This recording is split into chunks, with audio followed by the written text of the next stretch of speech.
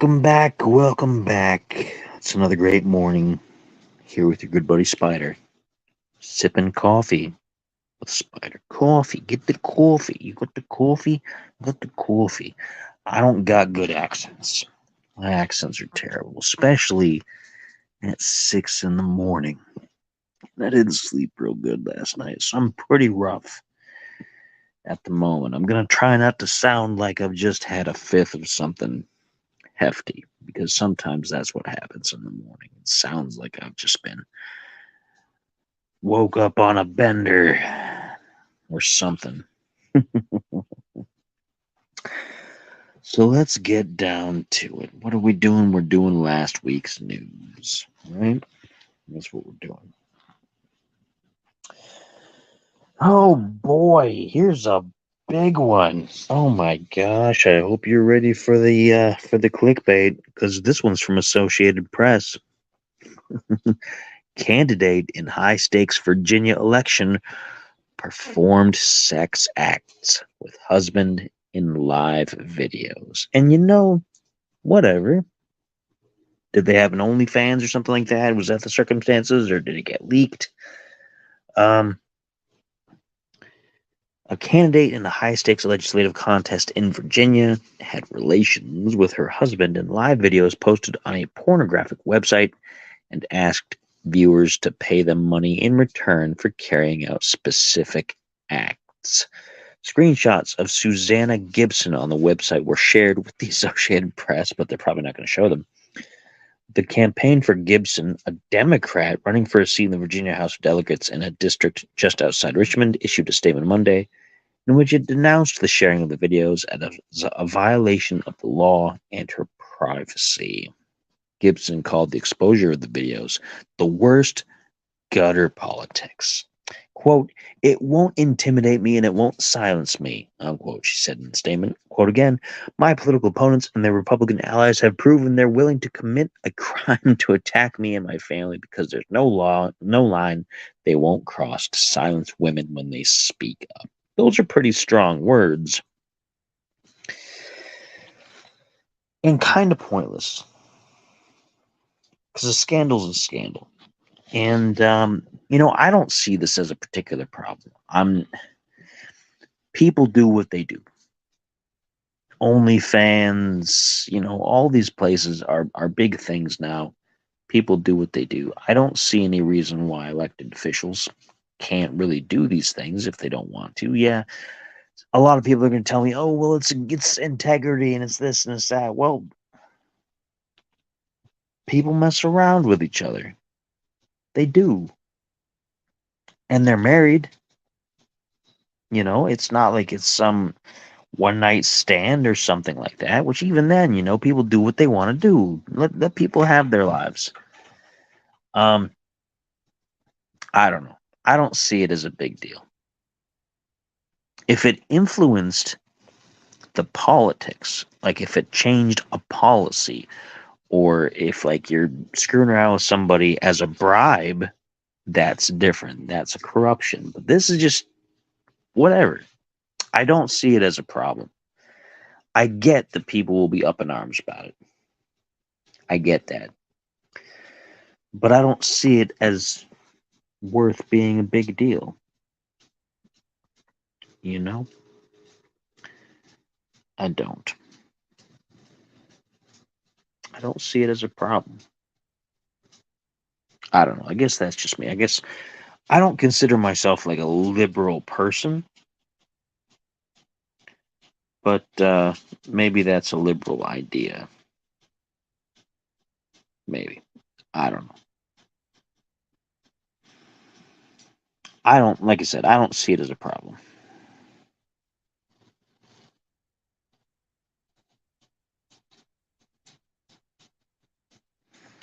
Anyway, let's move forward. Let's move forward.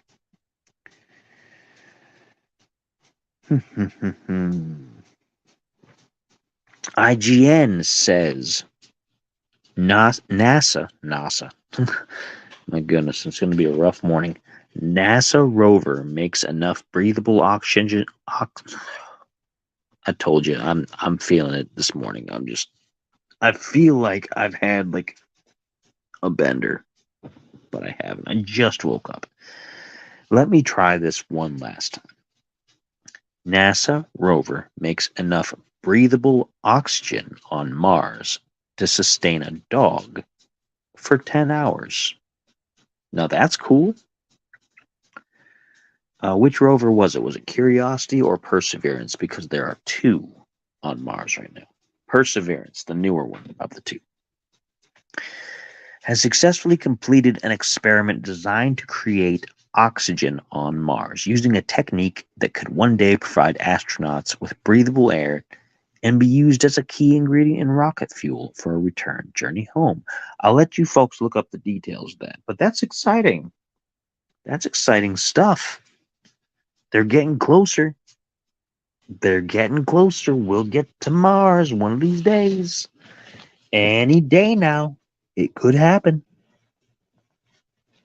I'm doubtful.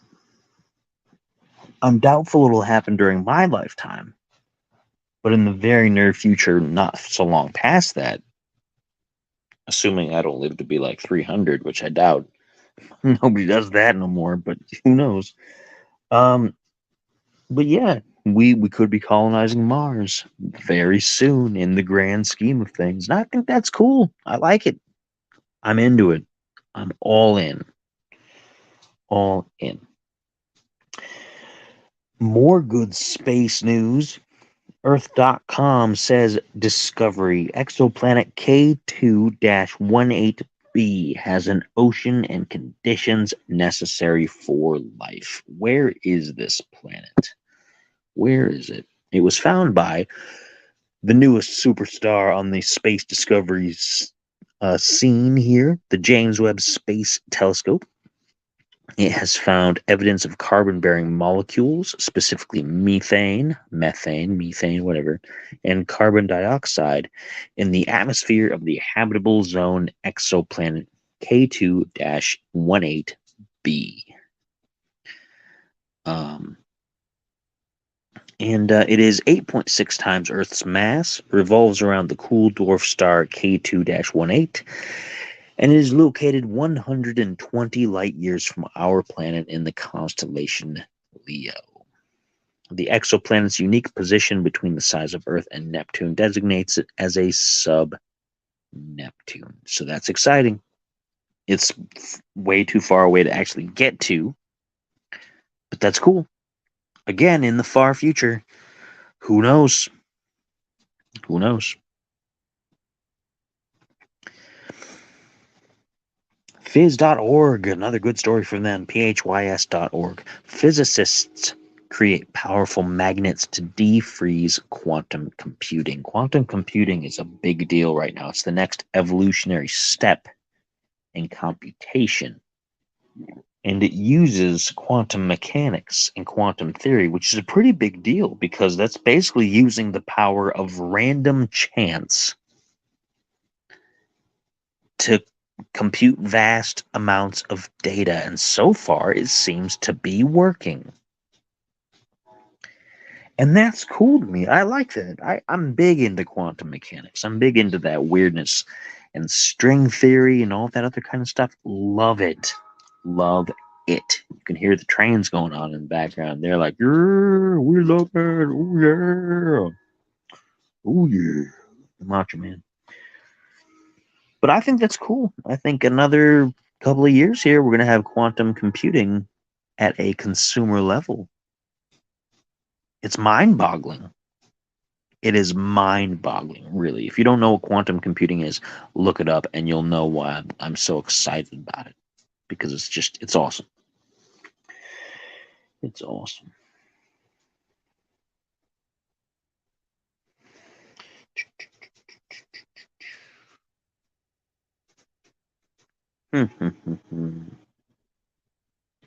Oh, more space news, and this is interesting.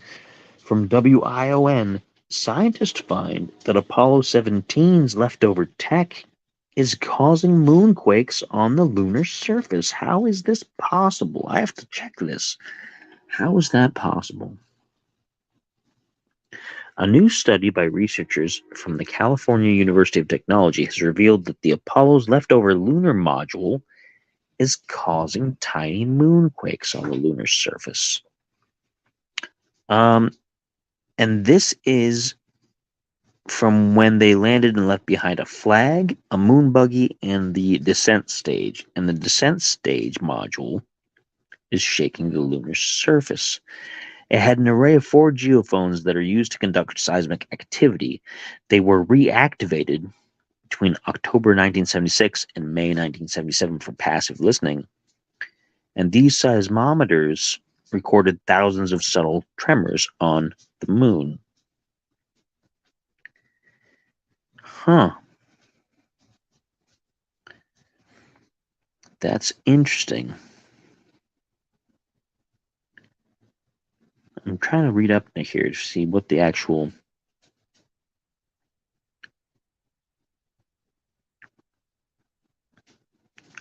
see, the module is causing the extra moonquakes. Man, I'm sliding my tablet around here. It's causing it when it warms up and expands in the morning sunlight, because when things get warmer, their material, their molecules expand, and when it's colder, they contract. So the expansion and the contraction is causing little moonquakes. That's kind of cool. That's pretty dramatic. Honestly, that's cool. I would not have thought of that, to be fair. I wouldn't. The more you know. Bum, bum, bum, bum. Yeah, I'm on one today. The space stuff is making me excited. In other news, and I saw this come up in my email at the time last week, so I've already known about this for a little while, and it's kind of interesting. IGN, Microsoft is releasing an Xbox credit card later this month, because of course they are. Everybody's got to have a credit card. It's interesting to note that Microsoft is so large that it can make deals with banks to offer credit. It's partnering with Barclays. I don't really know what banks they own, but I'm sure they're significant. It's a MasterCard. The card has no annual fee and will be available exclusively to Xbox insiders in the continental United States, Alaska, and Hawaii starting on September 21st. According to Xbox Wire, cardholders can earn card points for every $1 that they spend on purchases. In particular, buying eligible products on the Microsoft Store will net cardholders 5 times the amount of points, while eligible streaming services like Netflix and Disney Plus will dish out 3 times points. Because gamers have to eat too, so eligible dining delivery services such as Grubhub and DoorDash provide 3 times points as well. All other types of purchases will earn the regular 1-time rate. There are several other benefits, like a 5,000 card points bonus and 3 months of Xbox Game Pass Ultimate for new members after a cardholder's first purchases. Existing members can gift their Game Pass perk to another friend. And additionally, there are 5 different designs for the card, and card holders can personalize them with their own gamer tags. And you know what? I'll do that. I'll jump on that, because that way, instead of just putting money towards my games, I'll put it in the card, get the bonus points and all that other good stuff, whatever that does, and see if it actually is worth anything. Turn around, put the money that I would have paid for the game back on the card, and done. I'm building my credit with other cards, with other things. I don't need to use a new card to build my credit. I can just use this as a revolving door to get free points. Kind of game the system a little bit. Game the system, and it's a Microsoft, huh? Yeah, don't quit your day job, Spider. But I'll probably get one. Might as well. Why not? Why not?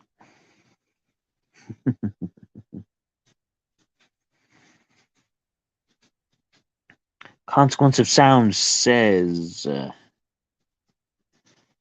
venue bans Puddle of Mud after cancellation. Quote, This is 100% Wes. Well, why don't you just ban Puddle of Mud anyway, regardless of cancellation, because they're not very good in my opinion.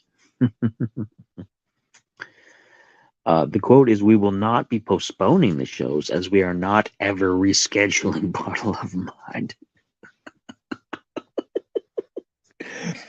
A Michigan venue has put Puddle of Mud frontman Wes Scantlin on blast if the band apparently canceled its upcoming shows, effectively banning the rock act from playing there ever again. Puddle of Mud were set to play a two-night stand at the Machine Shop in Flint on September 15th and 16th. So that's coming up. However, a post on the venue's Facebook page stated the band had canceled all of its upcoming live performances, including the two shows at the Machine Shop. In making the announcement, the venue put the entirety of the blame on Scantlin. The Machine Shop's post read, quote, "Puddle of Mud has canceled all their upcoming concerts, including the shows September 15th and 16th at the Machine Shop. This is not a due to circumstances beyond our control cancellation. This is 100% Wes. The Machine Shop, his band, and everyone involved are very disappointed. We will not be postponing the shows as we are not ever rescheduling Puddle of Mud. All tickets purchased through Etix, ETIX, which I guess is their ticket service, will be automatically refunded. All hard tickets can be refunded at point of purchase. Thank you, and please know that all of us at the Machine Shop appreciate your support and understanding." They've made no official announcement regarding their concert cancellations. That's Puddle of Mud. So interesting.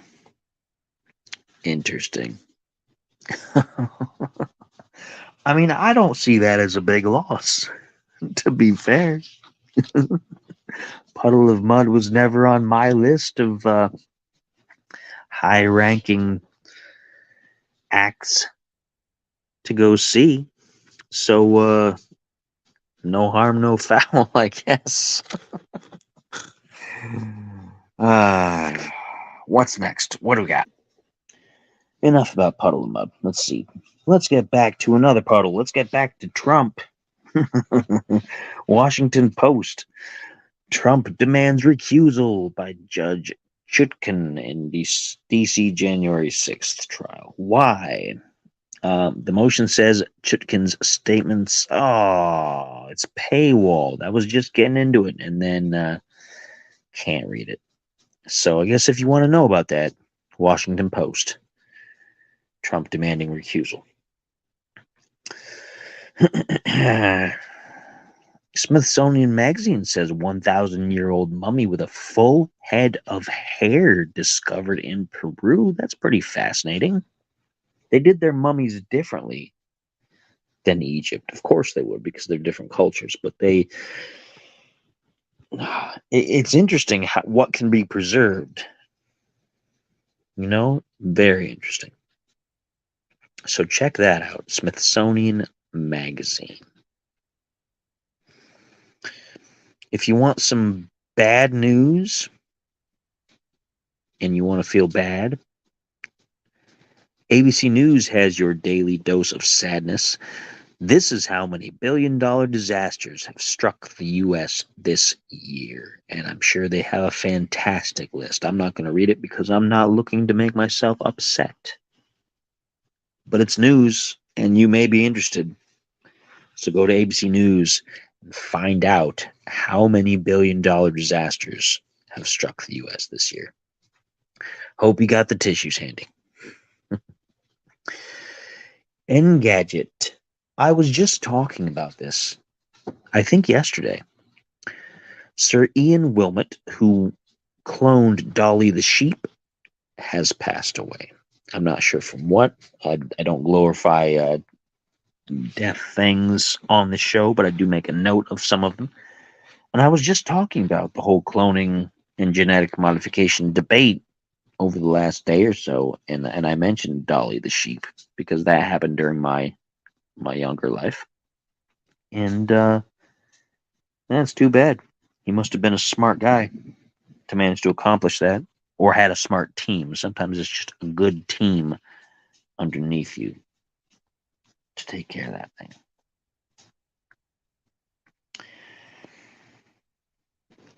So, The Verge, lithium-ion batteries with recycled metals nearing production in the U.S., and that's a good sign. We need to be able to make more of these things here in the United States, make them domestically rather than farm them out to other countries, especially to China. And you might as well recycle the materials. You might as well, because then you're just having a nice little cycle of reuse, and you're not wasting things as much. But yeah, so that's cool. I like that.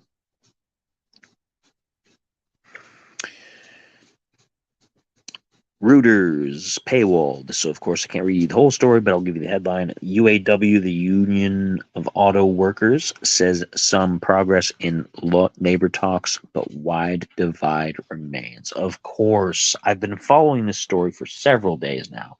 You guys know their demands. If you don't check into it, it's kind of ludicrous. And I'm fairly confident at this point that they're only shooting that high as a bluff so that they'll get a good middle ground that favors them. I think they were too afraid of shooting too low and having the counter offer be too low. So they shot way higher than they needed to, just to kind of put the automakers in a position where they have to offer a certain mid-grade amount. I think that's what I'm looking at. That's what I'm assuming. And by this time, because this was last week's headlines, it might be finished by now. I don't know. Maybe I do know, and I'm just not talking about it for the sake of the show. Hey. So, let's see what's next.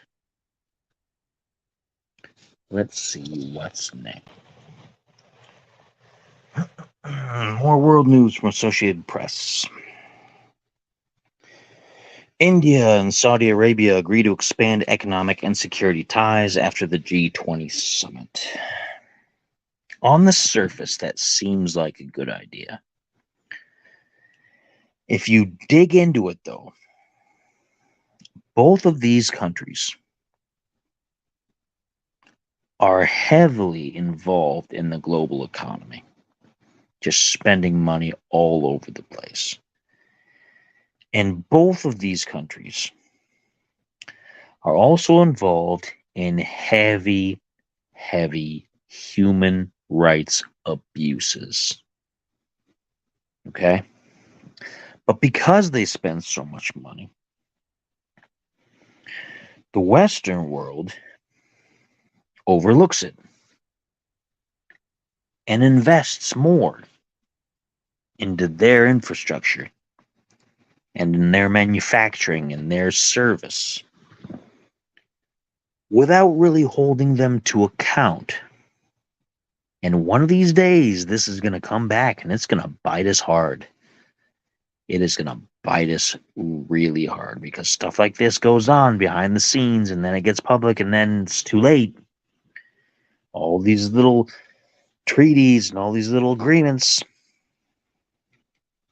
and everybody's focused on knocking the United States off of the economic mountaintop. And I'm not saying that we're economically the very best out there. I know that the dollar has been the most stable for quite a long time, and so many other countries see that as a challenge. Right now, we're dealing with a ton of inflation and a bunch of just bad things with our economy. And other countries, they are jumping on this. And this is a perfect example of that. India and Saudi Arabia. It's not a good pairing against us. For them, it's probably great. For us, it's bad. It's real bad. Speaking of inflation, I don't have the story here pulled up. I don't know if it's going to be pulled up.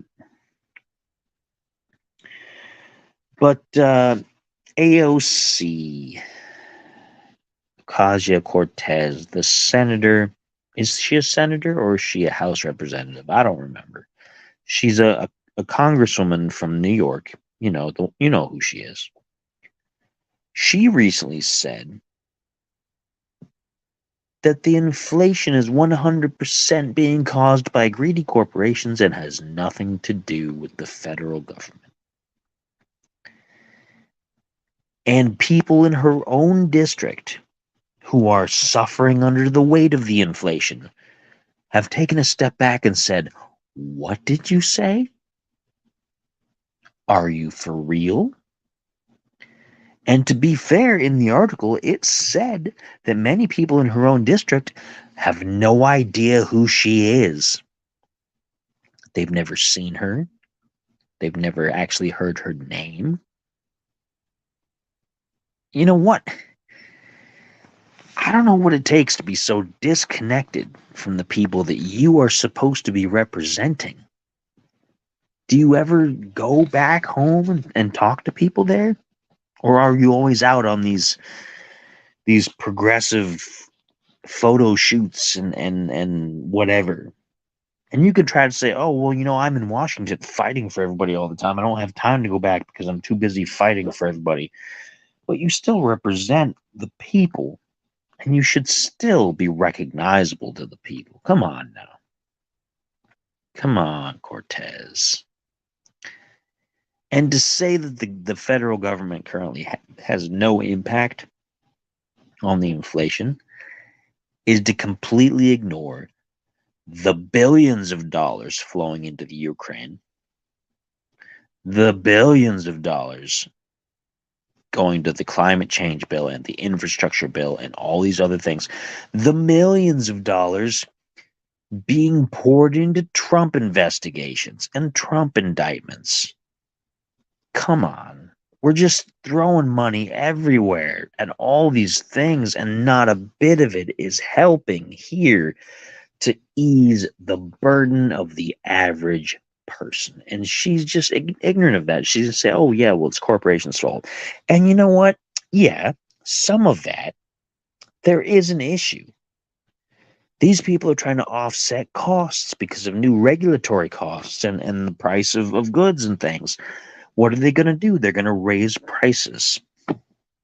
Of course they're going to do that. And I'm not saying the corporations are innocent. They completely are not. Corporate overlords are I have some strong language about it. They're not good people. They're out to make their money for them, not necessarily to make money for anybody underneath. They're there to preserve the corporation, not the employees that make the corporation. The employees are faceless people. Who cares about them is what they think. So yeah, they're going to do what they can do, cut benefits, raise prices, whatever they got to do to preserve themselves and the company that they work for. But the government could have done something with manufacturing, with domestic production, with all these different things. And instead, we're throwing billions and billions of dollars into the Ukraine and places like that. It might make you angry because you might feel like, "Oh yeah, well, we've got to help the Ukrainians. They're whatever against Russia." And I'm not going to get into that debate. I'm just going to say that if we hadn't meddled in that to begin with, we wouldn't need to put money into Ukraine, because Russia would probably have never done anything without the United States sticking their feet in where they didn't need to. And I'll stand by that. I'll stand 100% by that. The United States is at fault for pushing Russia against the wall so that they had to make an example out of Ukraine. Yeah, Russia's the aggressor and they need to be stopped. I get that. That's a problem. But they might not have done that if the United States hadn't been putting the screws to them for so long. We're the bad guys. You might think, oh yeah, we're the good guys, we're kicking down doors for the terrorists, and we're bringing people to justice. No, the United States is one of the bad guys. And maybe someday during my lifetime that'll change. But for right now, it's pretty obvious and it's pretty clear. And with that being said, that's all I have.